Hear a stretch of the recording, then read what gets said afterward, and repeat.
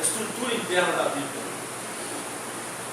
Seu surgimento, estrutura interna, o canon, a forma como os escritos foram canonizados, bem como preservação e tradução.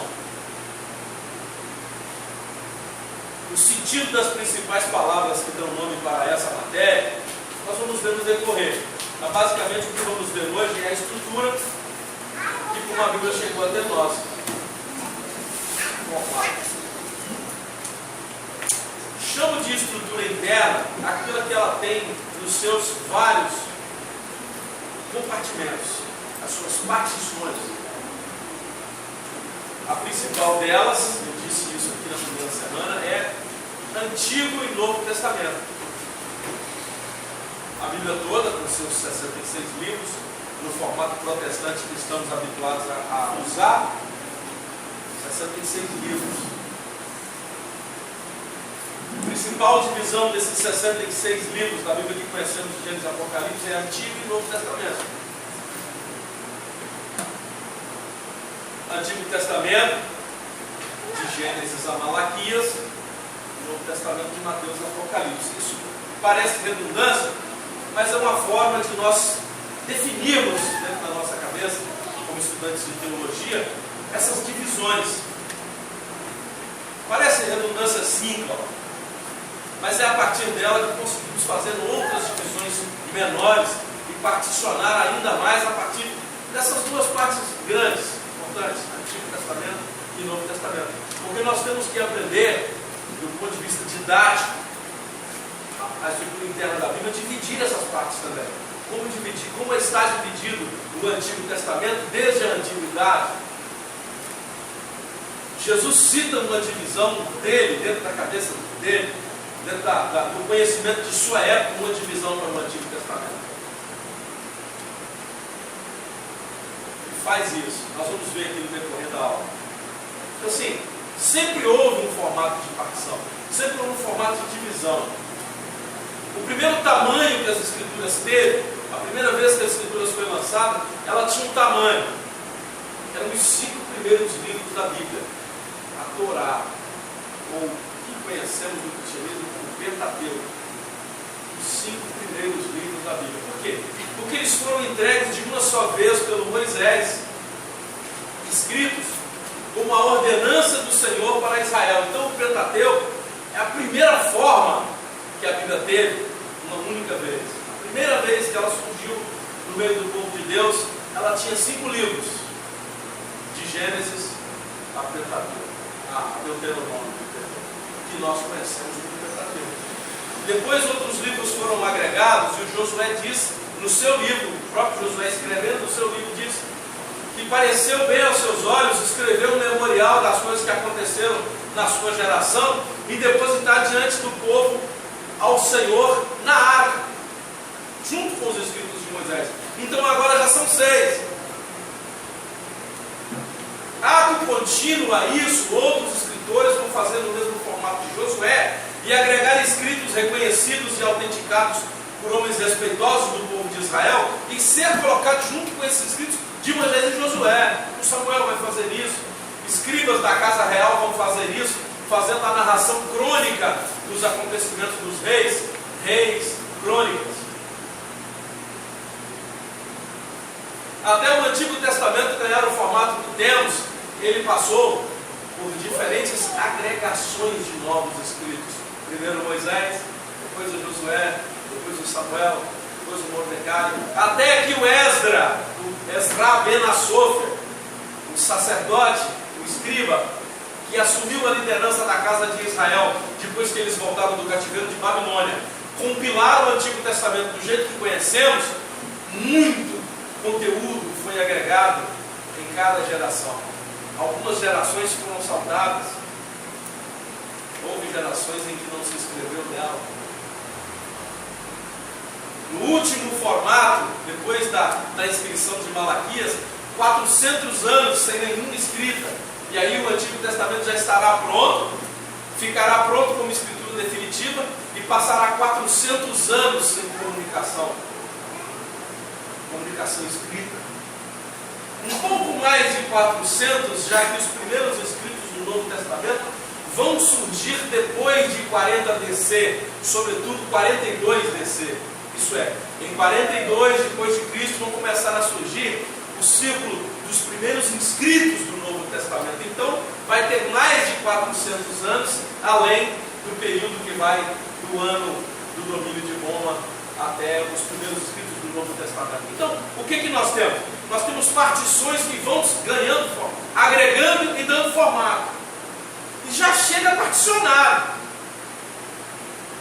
Se você olhar por essa ótica, você já vai ver assim, que quando ele é agregado, ele já é agregado particionado. O que isso quer dizer? Quer dizer que os primeiros foram os de Moisés, é a Torá.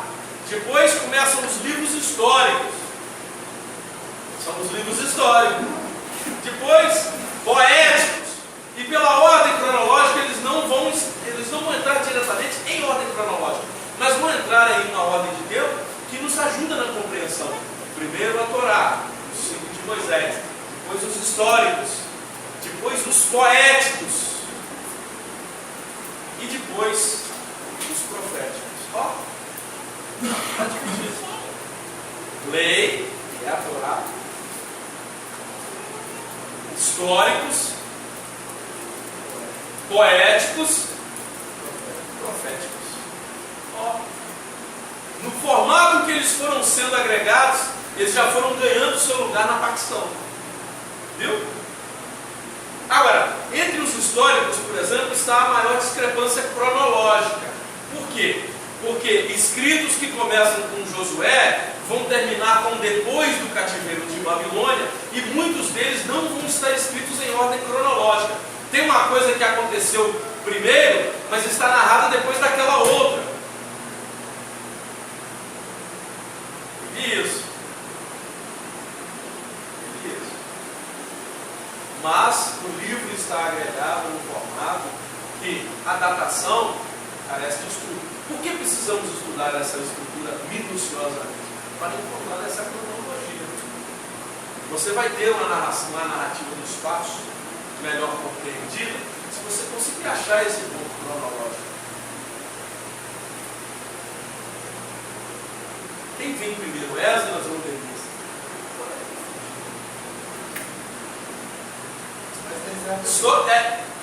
Na escritura, tá? A ordem você acha fácil. Agora, no fato cronológico, quando ele ia acontecendo, quem veio primeiro? Quem trouxe gente do cativeiro de Babilônia primeiro? O Esdras ou Neemias? Nem Esdras nem Neemias, como Zorobabel. Só que o Zorobabel não escreve nada. Você ri, né, gente? Você gosta, né? Então, assim, o Antigo Testamento tem essas divisões e elas são naturais para ele, porque ela está dividida em tempos e de fácil compreensão. Não é difícil compreender que os 5 primeiros livros da Bíblia escritos por Moisés formam a lei ou a Torá, que é a primeira divisão do Antigo Testamento. A segunda delas é seguida dos livros históricos. Depois, aqueles que narram tanto poemas, quanto épicos, quanto sabedorias, tais como os de Salomão, né, Provérbios, Eclesiastes, Cantares. E depois tem um outro poético que está fora da sequência cronológica, que é o Lamentações de Jeremias, que também é um livro poético e não está na sequência cronológica que segue dos poéticos de Jó, Salmos, Provérbios, Eclesiastes, Cantares. Depois, lá no meio dos proféticos, tem um poético, que é o Lamentações de Jeremias. Livro poético também. Um pouquinho de queda de braço, porque tem gente que acha que ele é um complemento histórico, mas na prática, se você que já leu Lamentações sabe que é um Jeremias choroso, lamentando sobre a destruição de Israel e escrevendo um poema de amor pela sua cidade destruída. É um poético também. Pois os históricos também têm discrepância cronológica. Eu chamo de discrepância cronológica, não uma coisa que compromete o fato narrado, mas a ordem em que os fatos estão narrados nem sempre está coadunando com o tempo em que elas aconteceram. Mas isso não é um problema, dada a quantidade de escritos e a quantidade de escritores. num período de 1400 anos, desde que Moisés escreveu o primeiro, até que o escritor de Malaquias tivesse feito o seu trabalho, vai ter um tempo aproximado de 1400 anos. Então, perder um pouco a ordem cronológica dos fatos narrados com base numa sequência de acontecimentos não compromete nem veracidade nem compreensão.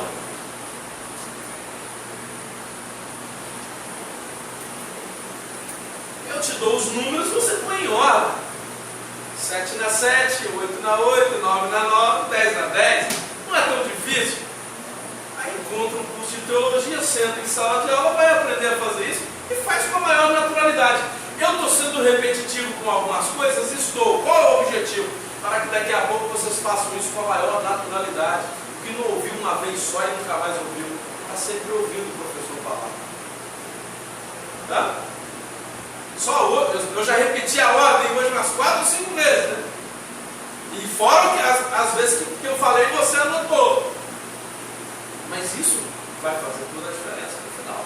Quando você souber dividir o freio, históricos, poéticos, proféticos.